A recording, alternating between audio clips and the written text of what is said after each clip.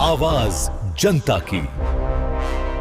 Supreme court में सोमवार को एक अजीबोगरीब याचिका पर सुनवाई के दौरान मुख्य न्यायाधीश यानी सीजेआई सूर्यकांत नाराज हो गए। दरअसल अदालत में एक याचिका दाखिल की गई थी जिसमें प्याज और लहसुन में मौजूद कथित तामसिक या नकारात्मक तत्वों पर वैज्ञानिक रिसर्च कराने और इसके लिए एक समिति गठित करने की मांग की गई थी।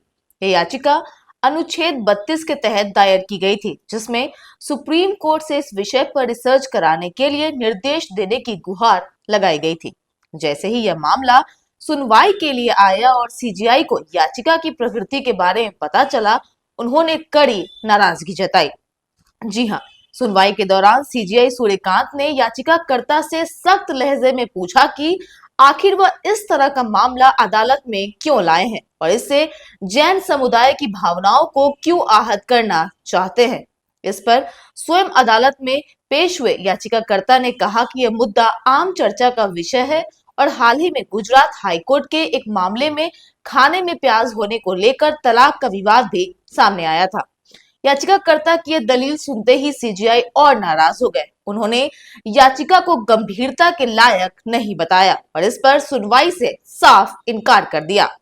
अगली बार फालतू याचिका मत लाना। जी हाँ, सीजीआई सूर्यकांत ने याचिकाकर्ता को कड़ी चेतावनी देते हुए कहा कि अगली बार इस तरह की फालतू या गैर जरूरी याचिका अदालत में लाई गई तो सख्त कार्रवाई की जा सकती है। इसके बाद सुप्रीम कोर्ट ने इस याचिका को खारिज कर दिया। एक अन्य मामले में भी जताई नाराजगी। जी हाँ, इसी दौरान एक अन्य याचिका में पश्चिम बंगाल से जुड़े मुद्दों का जिक्र होने पर भी सीजीआई ने नाराजगी जताई। उन्होंने टिप्पणी करते हुए कहा कि क्या सुप्रीम कोर्ट के पास पश्चिम बंगाल से जुड़े मामलों के अलावा और कोई काम नहीं है।